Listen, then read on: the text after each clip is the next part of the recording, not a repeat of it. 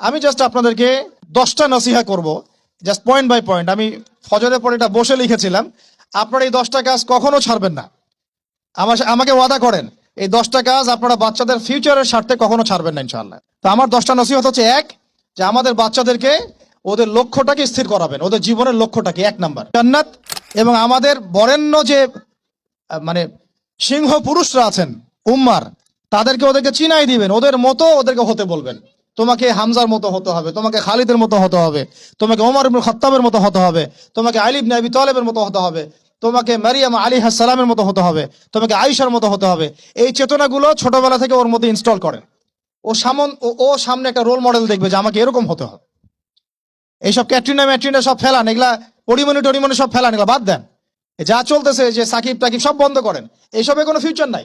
এইসব ফিউচার হয়তো দুনিয়াতে কিছু দিতে পারে, কিন্তু পরকালে আল্লাহ পাকের আযাব গজব থেকে বাঁচার কোনো অপশন নাই। 2 নাম্বার, সন্তানকে নিজের মনে করবেন না। সন্তানকে মনে করবেন এটা আল্লাহর আমানত আপনার কাছে। এই আমার ছেলে, এটা আমার ছেলে না, এই ছেলেটা আল্লাহ পাক আমাকে দিয়েছেন। বিশ্বাস করেন, আমরা তো ওকে নেওয়ার জন্য চেষ্টাও করি নাই। এমন হয়নি আপনাদের সময়? সন্তান না চেষ্টা করতো সন্তান আসে নাই? কোন কোন ক্ষেত্রে এমন হয়েছে সন্তান নষ্ট করার মানুষ চেষ্টা করছে, তাও সন্তান আল্লাহ দিয়েছেন। সন্তান আমার না, সন্তান আল্লাহর দেওয়া, আমার কাছে আমানত। একে যদি আমি সুসন্তান রূপে মানুষ না করি, আগামী দিনে ওমর না বানাই, তাহলে আল্লাহ আমাকে ধরবেন। That's all.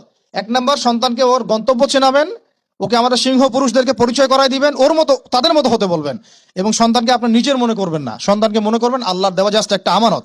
3 নাম্বার, সর্বোচ্চ সেরা কারিকুলাম যারা দিচ্ছে ওই রকম প্রতিষ্ঠানে আপনি ওকে পড়াবেন। এরকম প্রতিষ্ঠান যদি সরকার দেয় তাহলে সরকারি প্রতিষ্ঠানে পড়াবেন, আমার কোনো সমস্যা নাই। যদি না দেয় তাহলে বেসরকারি, আর যদি বেসরকারিও না থাকে তাহলে আমরা গড়ে তুলবো ইনশাআল্লাহ, ইনশাআল্লাহ তাআলা। 3 নাম্বার হচ্ছে, এটা 3 নাম্বার। 4 নাম্বার, আল্লাহর ওয়াস্তে, এটা আমি প্রথমে বলতে চাইছিলাম, আল্লাহর ওয়াস্তে ডিভাইসের এডিকশন থেকে বাচ্চাদেরকে বাঁচান। ডিভাইসের এডিকশন এত মারাত্মক যে আমি নিজে এখন কোরআনের আয়াত ভুলে যাচ্ছি দিন দিন। এই ডিভাইস আমার হাতে যেটা আছে, এটা একটা পয়জন, এটা একটা হিপনোটাইজ করার যন্ত্র মানুষকে। এই মোবাইলের এডিকশন থেকে বাচ্চাদেরকে বাঁচাবেন আল্লাহর ওয়াস্তে। যদি আপনি বাচ্চাকে হাফেজ বানাতে চান, আলেম বানাতে চান, কারি বানাতে চান, মুহাদ্দিসা বানাতে চান, এটা হাতে থাকলে আপনি পারবেন না। এটাতে এডিক্টেড হয়ে গেলে আপনি কোনোভাবেই বাচ্চাকে মেমোরি ধরে রাখতে পারবেন না। বহু হাফেজে কোরআন ভুলে গেছে দিন দিন এটার কারণে। এটার মধ্যে অ্যাডাল্ট্রি অনেক কিছু আছে, ওরা এগুলো বোঝে, ওরা এগুলো এখন বোঝে, কিন্তু ওরা ছোট নাই এখন। এগুলো একটা কার্টুন দেখতে গিয়ে ওরা 10টা দেখে ফেলবে, আজে বাজে জিনিস দেখে ফেলবে। এটার মানে ব্যবহারটাকে নিয়ন্ত্রণ করেন, ডিভাইস এডিকশনটা বন্ধ করেন। আল্লাহ পাক তৌফিক দান করেন, আমিন। 5 নাম্বার হচ্ছে, ম্যানুফ্যাকচার্ড কোনো খাবার বাচ্চাদেরকে খাওয়াবেন না।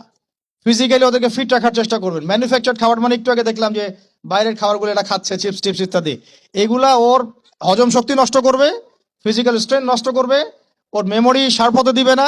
ওকে ভিতর থেকে ওই যে একটা শব্দ একটু আগে বলেছে এক ভাই, যে ব্রয়লার মুরগি বানাই দিবে, আসলেই তাই বানাই দিবে। আমরা ঢাকা শহরে যখন থাকি, ছেলেপেলেদের 15 বছরের ছেলের ভুঁড়ি দেখলে আমাদের মনে হয় যে কি একটা অবস্থা। ফাস্টফুড, পিৎজা, বার্গার, কফি, এইগুলাই ওদের জীবন। তো এইরকম হইলে এই ছেলেপেলেগুলো না ফিজিক্যালি স্ট্রং থাকতে পারবে না মেন্টালি। আর মনে রাখবেন, কোরআনে আল্লাহর কিতাবের মধ্যে আল্লাহ পাক নেতৃত্ব দেওয়ার 2টা গুণাবলী বলেছেন। কয়টা বলেন? মাত্র 2টা। নেতৃত্ব দেওয়ার জন্য ওইরকম জায়গায় যেতে হলে 2টা গুণাবলী এনশিওর করতে হয়। একটা হচ্ছে ফিজিক্যাল স্ট্রেংথ, একটা হচ্ছে ইলমের স্ট্রেংথ। বাসতাতাম ফিল জিসমি ওয়াল ইলম আও বাসতাতাম ফিল ইলমি ওয়াল জিসম, মানে জ্ঞানে এবং দৈহিক শক্তিতে বলীয়ান হওয়া। ছোটবেলা থেকে খাবারে যদি আপনারা সচেতন না হন, এই বাচ্চারা বড় হয়ে দেখবেন যে 15, 20, 30 বছরেই ভেঙে পড়ে গেছে। আমরা এটা চাই না। বিশুদ্ধ খাবার এবং ম্যানুফ্যাকচার্ড খাবার ত্যাগ করা, বাইরের খাবার বন্ধ, এবং যে রুট লেভেল থেকে ভালো খাবার এনে ওদেরকে খাওয়াবেন। পরিষ্কার পরিচ্ছন্নতাকে সর্বোচ্চ গুরুত্ব দিবেন, নিট অ্যান্ড ক্লিন থাকবে আর কি। আমার সাথে আমার পরিবারের যে মাঝে মাঝে যে একটু মিষ্টি ঝগড়া হয়, আমার একটা জিনিস নিয়ে ঝগড়া হয়, যে বাচ্চারা পরিষ্কার না কেন, চকচকা না কেন, একদম সবসময় চকচকা থাকবে। না হলে এই যে হাত দিয়ে এটা ধরতেছে, পেটে মুখে হাত দিবে, পেটটা নষ্ট হয়ে যাবে। বাচ্চাদের হাইজেনিক পরিবেশ দিতে হবে, আল্লাহ পাক তৌফিক দান করেন। এটা হলো 5। 6 নাম্বার হচ্ছে, নিয়মিত ওদেরকে খেলতে দিবেন। এটা আমি নিজে লিখেছি, কারণ ছোটবেলায় আমরা অনেক খেলাধুলা করেছি। আমি একটু বুঝাই জাস্ট 1 মিনিটে। যত বেশি খেলবে তত সোয়েট হবে, মানে ঘামবে। যত ঘামবে তত ক্লান্ত হবে, যত ক্লান্ত হবে ঘামবে তত কোলেস্টেরল কমে যাবে, ব্লাড ব্লাড সার্কুলেশনটা খুব ভালো হবে। তারপরে যত খেলবে ও টায়ার্ড হবে, তখন ও খাবে বেশি, মানে ভালো জিনিস খাবে বেশি, রুচি বাড়বে। যত ভালো খাবে ঘুম তত ক্লিয়ার হবে, ঘুম যত ক্লিয়ার হবে ওর ব্রেন তত শার্প হবে, ব্রেন যত শার্প হবে ও অল্প সময়ে যা পড়তে পারবে, যা মুখস্থ করতে পারবে, এটা 10 ঘন্টায় আপনি পারবেন না। বিশ্বাস করেন, আমি আমার স্টুডেন্ট লাইফে কোনোদিনও মনে হয় 2 থেকে 3 ঘন্টার বেশি পড়ি নাই, কোনোদিনও না, কোনো পরীক্ষার আগেও না, এসএসসি এইচএসসি ইন্টার মাস্টার্স কোনো পরীক্ষার আগেও না। না, আমার তো মনে আছে যে আমি ওই ইন্টারমিডিয়েট পরীক্ষার আগে আমরা ভিডিও গেম খেলতে গেছিলাম মোস্তফা, মনে আছে আপনাদের? মনে নাই অনেকে।